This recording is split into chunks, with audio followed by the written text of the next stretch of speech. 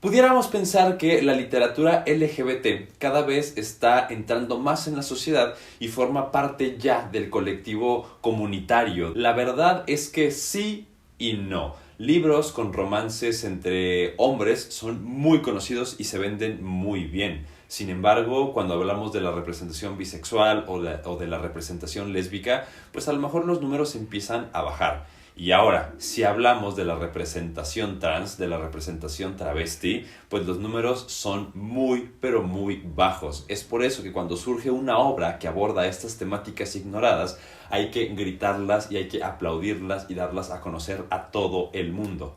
Desde hace ya algunos años, Camila Sosa Villada ha estado pisando fuerte en este territorio de la letra T. Y es por eso que el día de hoy te quiero platicar de este libro, Soy una tonta por quererte, una antología de 9 cuentos escritos por Camila Sosa Villada, que nos van a presentar un montón de historias y de personajes que tienen un tema en común, el travestismo.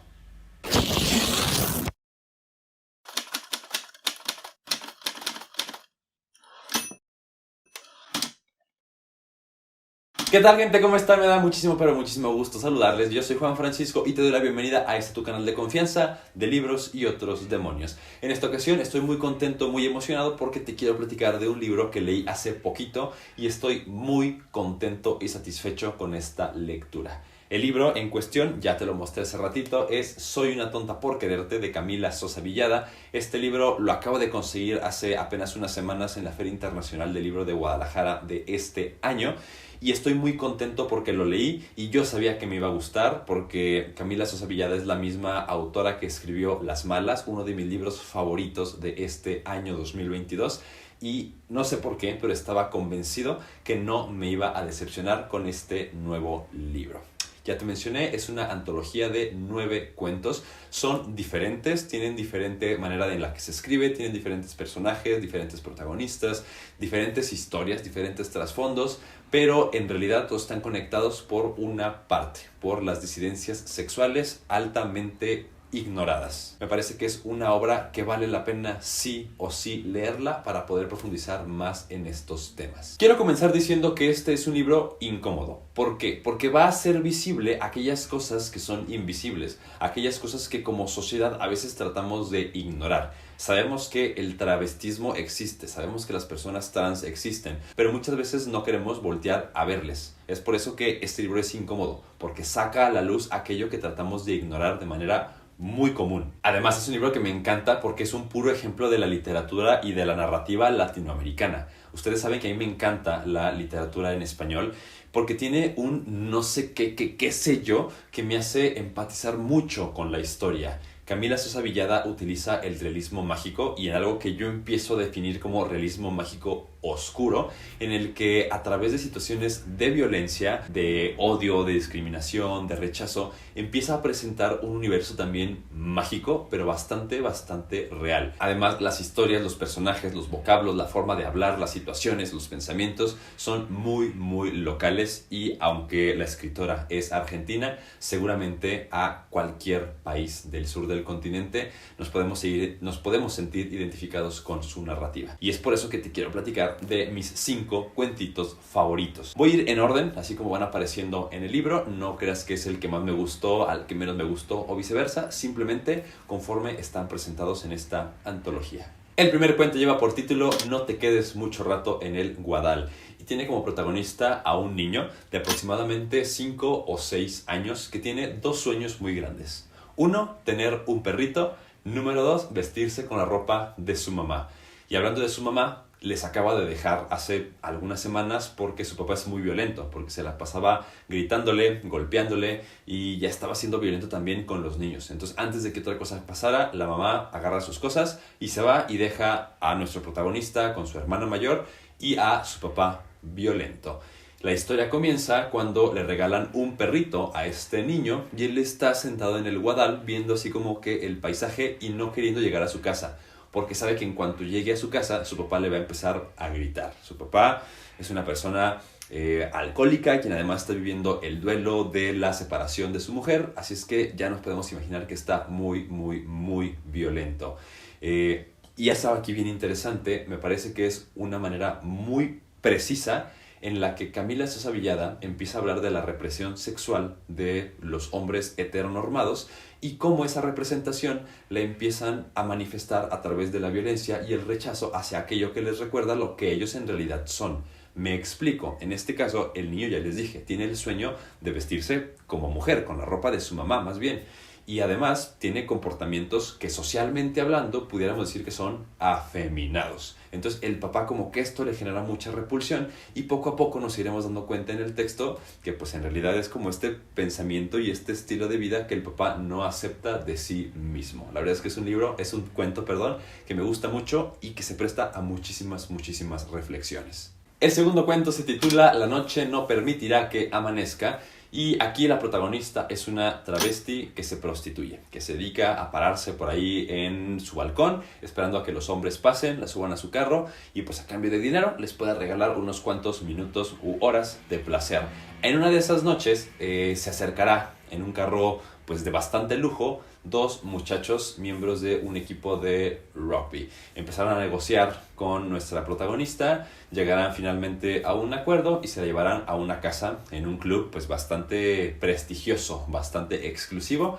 Allá se dará cuenta que pues no nada más son ellos dos, sino que es todo un equipo completo. Así es que dice, bueno, pues ya estoy aquí, vamos a tratar de complacer a todos los jugadores. Aquí lo interesante es que el tener a esta mujer ahí presente, dispuesta, digamos, a participar de una orgía, permitirá que en realidad los fetiches o la verdadera sexualidad reprimida de los jugadores también empiece a sobresalir. A mí me llamaba mucho la atención cómo, a pesar de que la tenían a ella pues ahí en la cama, los jugadores aprovechaban para besarse, para tocarse, fingían que estaban borrachos o lo usaban más bien como pretexto. Y no sé, se me hace una historia bastante interesante porque Camila Sosa Villada utiliza una historia protagónica, una historia grande para contarla, pero además la usa como pretexto para dejar ver otras historias secundarias que no es que no sean importantes, sino que a lo mejor pues tienen menos desarrollo dentro de la trama. Entonces este cuento me gusta mucho por eso, porque me permite llevar un hilo conductor general, pero además pues ir observando como diferentes elementos bastante interesantes y a mí en lo particular se me hicieron divertidos. El cuento 3 se titula Mujer Pantalla y como te estarás imaginando por el propio nombre, es de una mujer que se dedica a rentarse como novia falsa para hombres gays. Estamos hablando de una época en la que pues estaba mal visto que un hombre no estuviera casado a cierta edad, que no presentara ninguna mujer en las cenas familiares, o que estaban condicionados a tener una esposa, a casarse o aunque sea tener una novia para poder recibir la herencia o para poderles llevar al extranjero, meterlos a estudiar, etc., ¿no? Entonces esta mujer encuentra en esta realidad un área de oportunidad muy grande para poder ganar dinero. Entonces nos platica todas sus estrategias para rentarse como novia falsa de pues un montón de hombres. La verdad es que esta historia está muy interesante y se la recomiendo mucho que la lean. El cuento número 4 se titula Gotita de la Encarnación y nos platica la historia ubicada en el virreinato de la Nueva España, aquí en lo que ahorita es México, en el siglo XVII, 1640 y tantos, en el cual la Santa Inquisición pues condena a muerte a un grupo de hombres que se dedicaban a tener relaciones sexuales con otros hombres, en ese entonces pues llamados sodomitas, ¿no? Lujuriosos, pecadores, como ustedes les quieran llamar. La historia es interesante, es buena, pero también es muy fuerte, es muy densa. ¿Por qué? Porque nos cuenta primeramente todos martirio, voy a decir, o sea, todo lo que tienen que pasar, todos los castigos por los que someten a estas personas a causa pues de lo que deciden hacer con su cuerpo y con sus emociones, con sus sentimientos, con su forma de hablar, con su forma de amar, perdón. Pero al final también es muy fuerte porque nos va a contar el proceso de la ejecución. Son condenadas a muerte, a arder en la hoguera, estando vivas todavía, evidentemente. Y aquí es interesante el final porque Gotita de la Encarnación jura vengarse de sus inquisidores. Entonces al final nos platica cómo cuando ella ya muere y entrega su alma a la madre naturaleza, decide reencarnar cada vez en uno de los descendientes de sus verdugos, haciéndolos que también cometan el mismo pecado que ella. Me parece muy interesante porque es como una venganza bastante chévere. Y ya, el cuento número 5 del cual te quiero platicar se titula 6 tetas y es un cuento súper denso. Yo creo que es el más complejo de todos y a mí me gustó como por la propuesta que sugiere, ¿no? Aquí nos vamos a ubicar en una sociedad medio distópica porque los travestis son como los enemigos públicos número uno de la sociedad. Hay drones que se encargan de decir que por favor hagas patria, que ayudes un poquito y mates a un travesti y a toda persona que haya tenido contacto al menos 3 veces con estas personas. Entonces todo este grupo de travestis con sus parejas, con sus hijos, con sus padres, con sus amigos, pues empiezan a huir. Es como un éxodo. Este cuento tiene como muchas relaciones o referencias bíblicas, ¿no? El éxodo buscando una tierra prometida.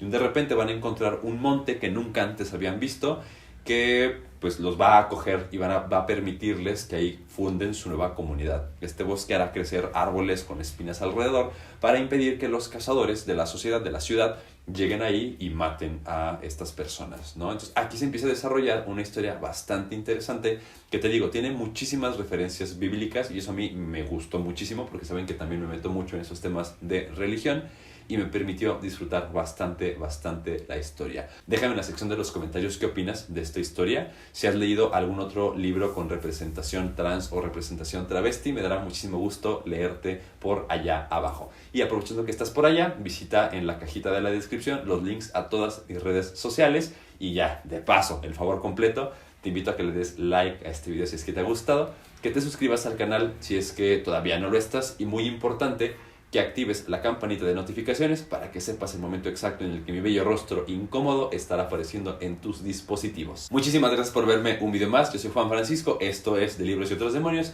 y nos estaremos viendo muy, pero muy prontito. Hasta entonces, chao.